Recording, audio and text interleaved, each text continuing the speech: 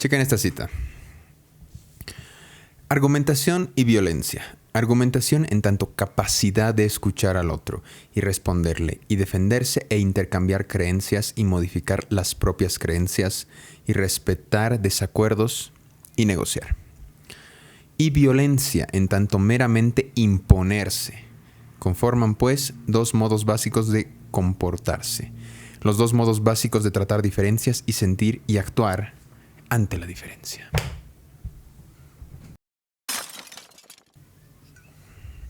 Vamos a darle. Bienvenidos al resumen del capítulo 1 del libro Virtudes Argumentativas de Mario Gensolen, cuyo título es La opción menos violenta. Según Gensolen, nos encontramos todos los días con gente que es diferente a nosotros, que tiene deseos, creencias, ideas diferentes a los nuestros. Bueno, y esto como si nosotros mismos no fuéramos ya una complejidad. Chéquense esta cita. La misma persona puede ser, sin ninguna contradicción, ciudadano norteamericano, de origen caribeño, con antepasados africanos, cristiano, liberal, mujer, vegetariano, corredor de fondo, historiador, maestro, novelista, feminista, heterosexual, defensor de los derechos de los gays y lesbianas, amante del teatro, activista a favor del medio ambiente, fanático de tenis, músico de jazz y alguien completamente comprometido con la opinión de que hay seres inteligentes en el espacio exterior con los que debemos comunicarnos. ¿Cuál es tu historia? ¿Cuál es tu complejidad? ¿Cómo eres tú? Bueno, si aceptamos esto de que todos nosotros como seres humanos ya somos una complejidad y estamos rodeados de otras complejidades a los que llamamos seres humanos, inevitablemente va a haber una fricción, va a haber un conflicto entre nosotros. ¿Qué quiere decir conflicto? Déjame checarlo en el diccionario. Combate, lucha, pelea, enfrentamiento armado. Problema, cuestión, materia de discusión. Combate, lucha, pelea, conflicto, fricción entre estas otras complejidades que somos los seres humanos. Ahora bien, ¿todo conflicto que hay en la sociedad nos interesa? Por supuesto que no. Que el papá de mi vecino no lo deje ir a una fiesta, no nos interesa. Que a mi vecina, su jefa, no la deje ir en chanclas a trabajar, tampoco es un conflicto que nos interese a todos. Bueno, como sociedad me refiero. Sin embargo, hay problemas que nos atañen a todos como sociedad o como colectivo o como grupo. Sobre todo son problemas de orden público, ¿no? Vamos a poner el ejemplo más clásico, la elección de un presidente o de cualquier autoridad, digamos, que esté dentro de nuestra elección. En este tipo de situaciones no es lo más conveniente que nos impongan una decisión o una solución. La imposición no debería ser una alternativa. ¿Por qué? Porque vivimos en una democracia y la democracia, según Gensolen, es el gobierno por la discusión y no por la imposición. Bueno, pero como vimos, digamos, en los ejemplos que les di, hay maneras en las que se resuelve un conflicto. Y según Gensolen, hay 3 maneras para resolver un conflicto en nuestra sociedad. La primera manera, o por lo menos la manera en la que yo creo que es la primera que debería ponerse sobre la mesa en la cuestión social para resolver un conflicto, es la violencia explícita. ¿Qué es la violencia explícita? Golpes, intimidación, alzar las armas, la guerra. La imposición de una decisión de un grupo o de un individuo sobre otro con violencia y con derramamiento de sangre. Violencia explícita. Así de sencillo. La segunda es la violencia implícita y el mejor ejemplo que da aquí Gensolen es la decisión de un juez. En la decisión de un juez se decide algo, se impone algo. Y ante las dos partes, una de las dos partes puede que no esté de acuerdo. Sin embargo, acata la decisión de este juez. La diferencia entre la violencia explícita y la violencia implícita es que no hay derramamiento de sangre. Es que a pesar del desacuerdo, no hay sangre, golpes, riña, muertos. Y la tercera, la opción menos violenta, la argumentación. Aquí nos vamos a quedar un ratito. ¿Qué es la argumentación? La argumentación es apoyar un enunciado con otros enunciados. Así de simple. La argumentación es apoyar una oración con otras oraciones. Vamos a dar un ejemplo. Parece que va a llover porque el cielo está nublado. Sencillo. Ahora bien, ¿cuáles son las partes del argumento? Son solamente 2. Las premisas y la conclusión. En el ejemplo que acabo de dar, la premisa sería el cielo está nublado. La conclusión, parece que va a llover. Así de sencillo. Las premisas son las que son los enunciados que apoyan al otro enunciado que llamamos la conclusión. Ahora bien, hay argumentos que son más precisos que otros. Vamos a adelantarnos un poquito y analizar los argumentos. Vamos a dar otro ejemplo, pues.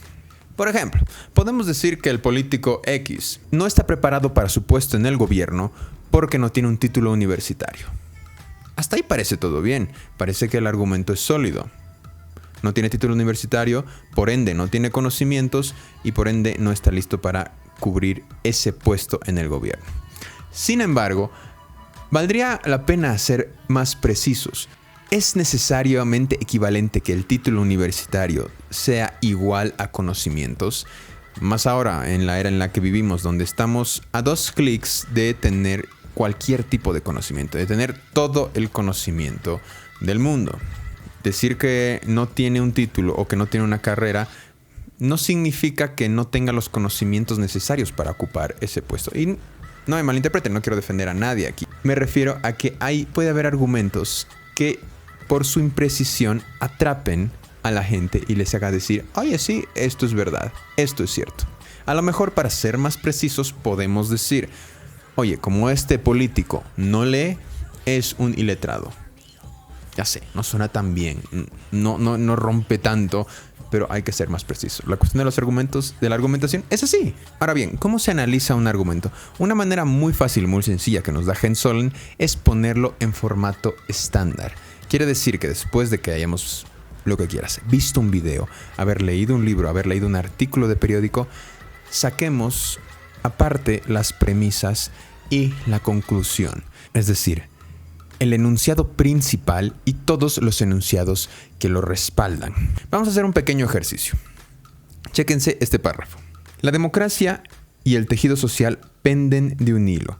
Esto debido a que la juventud actual se pasa un promedio de 8 horas frente a una pantalla, navegando en internet. Lo terriblemente preocupante aquí es que las publicaciones por redes sociales de grupos radicales antisistema son los más populares y compartidos entre la juventud. Tenemos entonces una premisa principal, si quieren, o la conclusión, que es: la democracia y el tejido social penden de un hilo. Los enunciados que la respaldan son porque la juventud pasa 8 horas en la pantalla. Y la segunda es que las publicaciones de estos grupos antisistemas son los más populares entre la juventud. Ahora bien, el primer consejo que nos da Jens Sollen, el primeritito, es analizar las premisas. Si estas premisas contienen, a su vez, premisas implícitas. Premisas implícitas que apelen a nuestra emoción, que busquen conmovernos, mover la emoción, los sentimientos dentro de nosotros mismos. Ahora bien, en el párrafo que leí anteriormente hay una premisa implícita que dice: es terriblemente preocupante que las publicaciones, bla, bla, bla, bla. Ese terriblemente preocupante apela a nuestra emoción, a nuestro miedo, por no decir de otra manera. Las premisas implícitas siempre son coloridas, siempre va de vuelta, apelan a nuestra emoción. ¿Dónde encontramos este tipo de premisas implícitas? Así es, en el ámbito político. Bueno, analizar argumentos toma tiempo, toma práctica. Yo todavía soy nuevo en esto. Pero Mario Jens Sollen hace esta pregunta: ¿qué hace de un buen argumento un buen argumento? Y volviendo a la anterior pregunta, ¿cómo analizamos un argumento? Bueno, Jens Sollen nos dice que la primera parte es ver si las premisas son verdaderas. Esto toma tiempo, porque hay que averiguar, toma tiempo leer, toma tiempo buscar las fuentes de lo que estamos viendo, leyendo, escuchando. Es difícil, toma tiempo, pero así son las cosas. En el anterior párrafo que les mostré, habría que revisar la cuestión de las fuentes. Y no solamente esa cuestión, sino ver si tiene que ver una cosa con la otra. Porque una premisa dice que los jóvenes pasan 8 horas frente a una pantalla. Y luego dice que las publicaciones en redes sociales de grupos antisistema son altamente populares entre los jóvenes. Ahora hay un problema, porque en ningún lado te dice que las 8 horas que pasa un adolescente en la pantalla sean necesariamente en redes sociales. Tampoco te dice de dónde sacan estos estudios. Básicamente me los inventé yo, pero es solamente para hacer el ejemplo, espero que me entiendan. Esa es una. La segunda forma para ver si un argumento es bueno, según Gensolen, es ver si hay una lógica entre las premisas y la conclusión. ¿Qué quiere decir? Que si de las premisas necesariamente se da esa conclusión, o la conclusión puede que esté forzada y que no tenga lógica, una relación lógica con las premisas. ¿Cómo se hace? Se analiza lógicamente. A veces es obvio, a veces no. Toma tiempo, pero así son las cosas. Y es aquí en lo personal por lo que a veces toma tiempo en tomar una postura, porque uno tiene que analizar bien los argumentos que uno hace antes de casarse con una idea, una ideología, una religión, lo que sea. Bueno, ya, viendo lo que es el argumento y cómo es que se ve un buen argumento, cómo se debería más o menos analizar un buen argumento, la siguiente pregunta interesante que hace Gensolen es ¿por qué es que argumentamos? Ahí les va. Lo hacemos con distintos y variados fines. Poner en claro cuáles son nuestros presupuestos, organizar nuestro sistema de creencias, reforzar lazos humanos, cooperar en la exploración de un tema, deliberar, debatir para juzgar mejor los méritos de posiciones encontradas, polemizar con otras propuestas, etc. Una respuesta tal vez más sencilla pero más incómoda es para afirmarnos. ¿Ante quién? Ante el otro. Para ser alguien ante el otro. Bien, ya se entendió la cuestión de la argumentación. Ahora, rompiéndoles un poquito la esperanza, Gensolen nos dice esto que puede sonar un poquito deprimente. Hay algo importante que decir aquí, y es que es ingenuo, escuchen bien, ingenuo, pensar que argumentando se resuelven conflictos.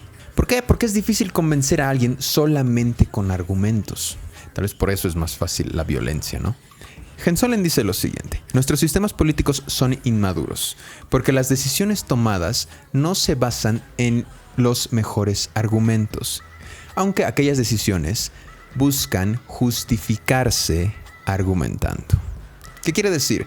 Que las decisiones políticas que se toman no se basan en las mejores ideas o las ideas que tengan los mejores argumentos detrás, sino que se toman una decisión política ¿en base a qué? En base a intereses individuales o grupales, pero se argumenta sobre esa decisión justificándola, diciéndola por qué esta era el mejor camino.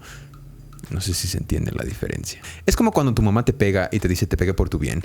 Ese argumento no es suficiente y no explica nada, pero se argumentó. Dicho de otra manera, cuando buscamos discutir con alguien, no buscamos un punto medio, no buscamos hacer que el otro cambie de opinión o nosotros cambiar de opinión. Lo que buscamos es justificarnos. Es decir, buscamos mostrarle al otro que todo lo que hacemos, lo que decimos y en lo que creemos no es arbitrario, no es azaroso. Está terrible, ya sé que está terrible. Bien, según el autor, la violencia explícita, violencia implícita y la argumentación son formas de enfrentar a un conflicto y muchas veces no son excluyentes. Sé que suena terrible, pero creo que lo que el autor nos quiere mostrar aquí es que hay que ser realistas. Es decir, que la diplomacia, esto lo dice el autor también, la diplomacia ha tenido sus límites, nos lo ha mostrado, tiene sus límites para la resolución de conflictos. Las cosas no son como uno quisiera que sean, las cosas son como son. Y remata con esto: cuando argumentamos, también podemos ser violentos. Y cuando somos violentos, argumentamos para justificarnos. Va de vuelta. ¿Podemos ser violentos cuando argumentamos? Claro que sí. Y si no me creen, dense una vuelta por los comentarios que hay en Twitter o en X, como quieran decirle. Por otro lado, cuando la gente, un estado, es violento con el otro, también intenta justificarse argumentando de por qué fue violento y por qué fue su posición. Violencia y argumentación están entrelazadas, a lo mejor. No es lo ideal, pero bueno, es lo que hay. Pero, en la medida en que argumentamos, minimizamos la violencia. Ahora bien, tal vez nuestro siguiente paso como sociedad es domesticar la argumentación, domesticar la discusión para que cada vez haya menos violencia y para que muchas veces se tome una mejor decisión y no solamente se justifica la decisión que se ha tomado. Si volvemos al ejemplo del vecino que no podía ir a su fiesta porque su papá no lo dejaba, puede haber una argumentación ante esa decisión. Es decir, el papá podría decirle: oye, no te dejo ir a esta fiesta porque es a las afueras de la ciudad. No hay adultos responsables y estoy preocupado de que te pase algo malo o que te pueda pasar algo malo y no esté yo inmediatamente como para socorrerte. Entonces la decisión se impone, violencia implícita, pero se argumenta, se toma una buena decisión. Ahora bien, sucede lo mismo en la vida pública. Nuestros gobiernos toman decisiones. Lo que nosotros les pedimos es que argumenten bien las decisiones que tomamos.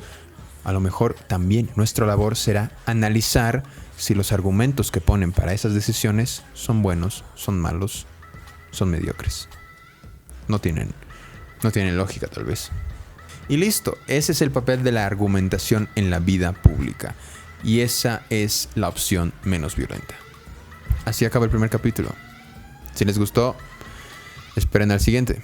Y entre medio denle like y esas cosas. Creo que sirve. Pero bueno, nos vemos en el siguiente. Chao. ¿Le damos a qué pedo? Delicioso. Ala, ¿y estamos? ¿Ya? Pues ya quedó. Ya quedó, chiquito. Verde.